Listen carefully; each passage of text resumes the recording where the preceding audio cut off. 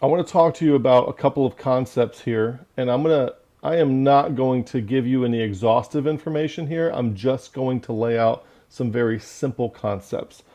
If you study anything from the history of Western thought into theology or people who are seeking wisdom, you're going to come across words like noesis and Dionysus or Dianoia. Okay, in Plato's analogy of the divided line, noesis is beyond Dianoia, and while Dianoia is concerned with mathematical entities, noesis is the state of mind which reasons from forms to forms, reaches the first principles, first causes, and the axioms of axiology, and then deduces conclusions from them. So, for the sake of what we're going to talk about today, if you hear me use the word noesis, we're talking about vertical alignment toward whatever transcends yourself. If you hear me use the phrase dianoia or dianoesis, then we are talking about something that is parallel or horizontal. Okay.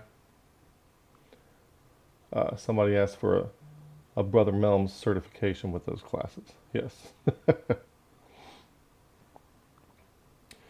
So if you were to imagine a vertical alignment, a vertical orientation has you oriented toward God. So you can imagine a Bible verse, a sermon, a song that has you thinking about God, praying to God, seeking after God, trying to get God's answers for whatever lies ahead of you, whatever you need in your life. And so you imagine the vertical orientation is your orientation toward God, toward trying to bring God into your life, that sort of thing. Your horizontal orientation is your orientation toward other people, like the people you fellowship with, the people you're edified by, the people you're trying to edify, your spouse, your kids. And we're going to talk a little bit more about that. Now, the problem with this is that there are only three axes here. There is another axis that must be considered, and that is, I am going to call the z-axis, you might call it. The third axis, it would be an inward focus, an inward focus. And so I want you to imagine like a sphere around the center of this diagram where you have these three axes, okay? And something like this, where you have a sphere.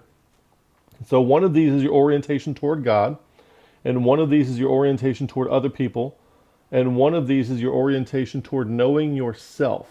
Okay, I'm going to show you some Bible verses for that because I know some of y'all, when you hear the phrase know yourself, know thyself, you freak out and you think demons and sin and repentance and all that kind of stuff. I'm going to show you some Bible verses for why it's very important to know yourself, for those of you who are still thinking moralistically about those kinds of things. The phrase sphere of influence is popular and appropriate for a good reason. The amount that you know yourself is the limitation of the potential amount that you might know another. You need to understand that. The amount that you know yourself is the limitation of the potential amount that you might know another. So if you are lying to yourself, if you're virtue signaling, if you think something about yourself that isn't true, that is a limitation on how much you can know another, including God. It's a limitation on how much you can know God. So this sphere goes in all directions. The degree to which you open yourself, think the circle has to get bigger in every direction. The circle can't just get bigger in one direction. The circle gets bigger in all directions or no directions. So as you press upward closer to God, you must also be pressing outward closer to others and inward knowing yourself better. The degree to which you open yourself is directly proportional to the degree to which another person will open him or herself to you. Your attempts to expand the sphere on one front are restricted by the limit of advance obtained on another front. What do I mean by that? If you're prying into your wife and you want to get to know her better, but you don't know yourself very well, you cannot know her any better than you know yourself. If you're trying to get to know God better, but you don't know yourself very well, you cannot know God any better than you know yourself. They happen together. They are bound reciprocally to each other, and they are inseparable. Okay? So your attempts to expand the sphere on one front are restricted by the limit of advance obtained on another front. So the amount that you compress or expand the front toward God or others is limited by the distance of inward expansion toward self-knowledge. Okay? Everybody follow me? This would, now when I say knowledge there, this would be all four kinds of knowing: participatory, perspectival, procedural, and propositional. Thus, the degree to which one has identified and transcended the ego, and the degree to which one has identified and incorporated the shadow elements of the self, is the same degree to which one can know God and know others. When it comes to the self, there's shadow discovery and then incorporation of the shadow, inclusion of the shadow. What's the word that I'm looking for? Has to do integral, something like that. Anyway, your ego, understanding, like every day when I talk to my wife, I am very mindful, to use another dirty word, of exactly how my ego wants to respond to what's happening and how my authentic self wants to respond to what's happening. I'm very aware of the difference between the two, okay? And it's taken years to develop that. In my previous life, I could not have told you the difference between the two. And it's allowed me to be much more calm, keep a much lower heart rate, to receive constructive criticism much better, that sort of thing. There's a lot to know about yourself, like your own autobiography. The facts of your life is one thing, but also when you go, sometimes you learn something about your past that you didn't know, and it causes you to rewrite your entire history. And some of you who have had that happen, you know what I'm talking about. And then there's, like John Vervaeke says, not just your autobiography, but something like an owner's manual. You need to know how you work. Like, you are a mammal. You have certain components to your brain. There's certain parts of you that are constantly trying to either get sleep or get food or mate. There's parts of you that can go into fight or flight mode.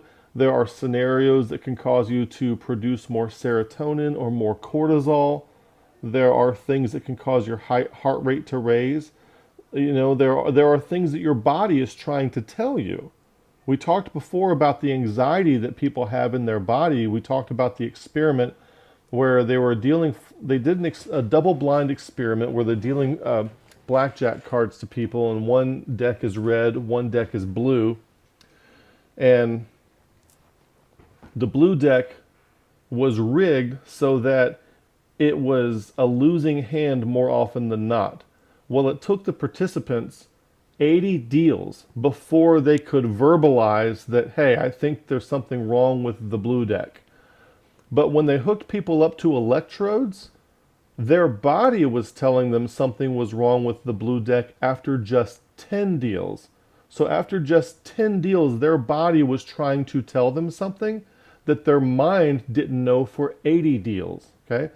Well, if you learn, your body is constantly trying to tell you things like that.